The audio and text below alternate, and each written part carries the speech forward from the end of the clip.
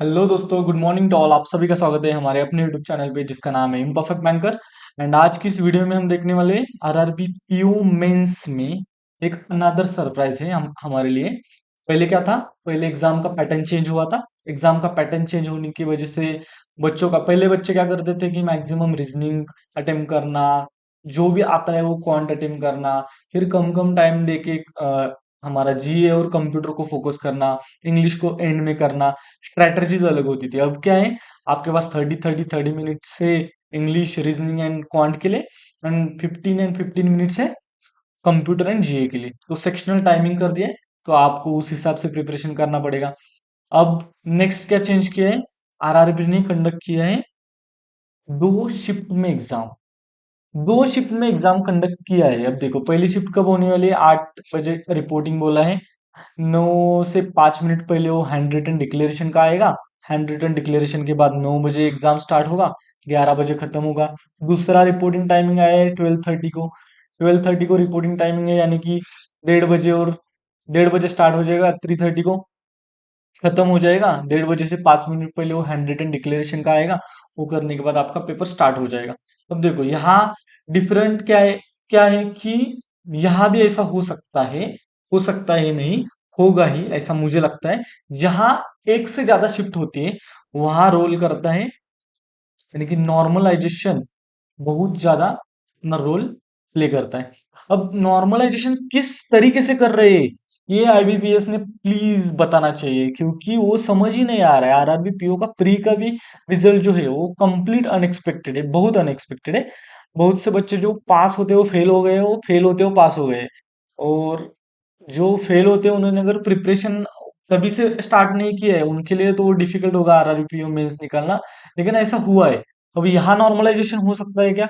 Yes, यहाँ भी normalisation हो सकता है, क्योंकि जहां आई दो, और यानी कि एक से ज्यादा शिफ्ट्स, वहां हो सकता है नॉर्मलाइजेशन। अब मेंस वाला नॉर्मलाइजेशन किस बेसिस के ऊपर होगा, वो तो उनको ही पता, क्योंकि वो जीए का लेवल, इंग्लिश का लेवल, यानी कि बहुत अलग अलग होता है। वो लेवल ऑफ डिफिकल्टी उसके ऊपर बहुत ज्यादा डिपेंड होगा। एंड अगर नॉर्मलाइजेशन होता ही है तो हम क्या कर सकते हैं उसमें? कुछ भी नहीं कर सकते। अब देखो, पहला तो सबसे इंपॉर्टेंट चीज है, एक नॉर्मलाइजेशन। दूसरा, एग्जाम पैटर्न में चेंज। एंड तीसरा जो आपको बताना था कि एग्जाम को जाने से पहले जो इम्पोर्टेंट बात है कि आपका प्रीलिम्स का हॉल टिकट भी साथ लेके जाना है। अगर किसी ने वो फेंक दिया है किधर तो वो पहले ढूंढो।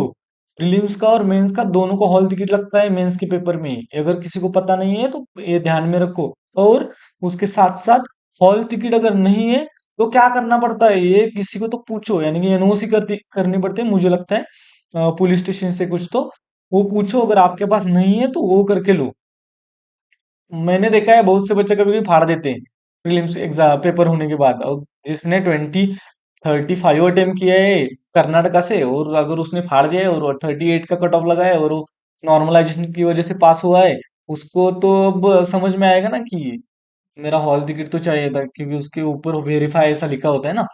तो फिर देखो, हॉल टिकट तो आपके पास होना चाहिए प्रीलिम्स का, एंड उसके बाद मेंस का भी। और अब नॉर्मल डिस्कशन, क्या क्या समझ में आया कि नॉर्मलाइजेशन हो सकता है क्या? यस, नॉर्मलाइजेशन हो सकता है, क्योंकि आपके सामने दो शिफ्ट है इस वजह से। दूसरा, ये दिमाग में रखना है क्या? ज्यादा दिमाग में नहीं रखना है उसके, यानी कि उसके लिए हम कुछ भी नहीं कर सकते। आपको आपके पेपर में 101% देना है, वही।